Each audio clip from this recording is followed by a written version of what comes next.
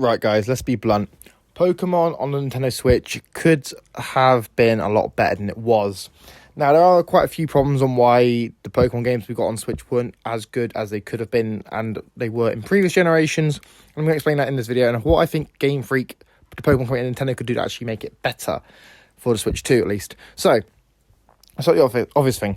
So, the games are oversimplified because as Pokemon has gone on for 30 plus years, people have realised that it is quite a lot of lore and quite difficult to get into if you're a newcomer trying to get into the Pokemon series in obviously the 2020s. Now, the best way to solve this was for them to simplify the games, but they went a little bit too far. They made the games too easy and too oversimplified. So games like Pokemon Let's Go Pikachu and Let's Go Eevee are just so easy to beat, you could do them with your eyes closed. You know, I'm pretty sure a baby just popped out of my nan could probably could beat this game with his eyes closed. But you know how it is. So the way to solve that is try to find a nice balance between, the games being, easy enough for kids to understand, and for newcomers to understand, but also for the games to have a bit of a challenge. And the best way to do that is obviously maybe increase difficulty modes and stuff like that.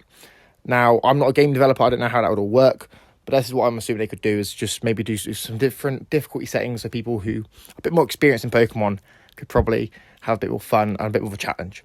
Something else as well is the games were rushed, right?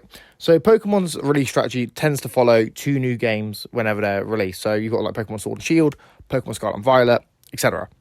So these games that they were putting out were kind of rushed. They felt like they were being slapped together quite quickly and pushed out to meet a deadline.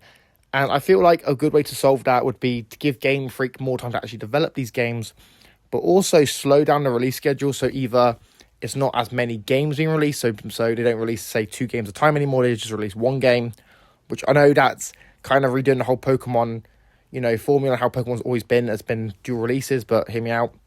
Because when developing 2 games, and obviously you put in different aspects into each game, that can obviously take more time and resources, which leads to there being obviously more of a strain, and the games are less likely to be finished properly because obviously they're rushing them out and trying to get them out within a certain deadline.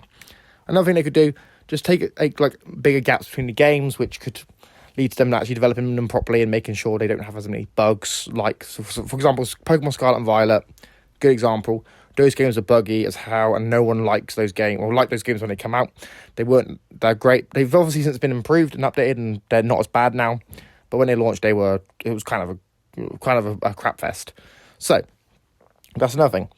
And I also feel like another thing that they could do to try and win back fans of Pokemon. This is going to be a point which a lot of people are going to probably try and drag me for in the comments. I think what they need to do is re-release the original games on Switch 2 hardware and Switch 1 hardware on the eShop. Now, I know, obviously, people want them to come on Switch Online and stuff. I feel like if Nintendo and the rest of the owners of the Pokemon Company agree that they could do this as a way to win back fans who have been burnt by, obviously, the recent releases of Pokemon, this could be a good way to do it. By giving them the games that people love and that were the ones that made the series so iconic and so beloved. It is a winning strategy, in my opinion, because obviously everyone makes money. The fans get the games they want to play.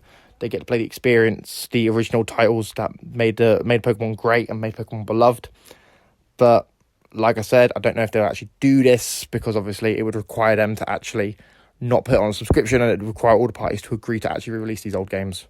Yeah, so I think to just round up my points here, I feel like if the Pokemon Company and Nintendo as a whole decided they were going to re-release the old games on the eShop, make them widely available so people can actually experience these classic games, as well as gave Game Freak more time to actually develop the games.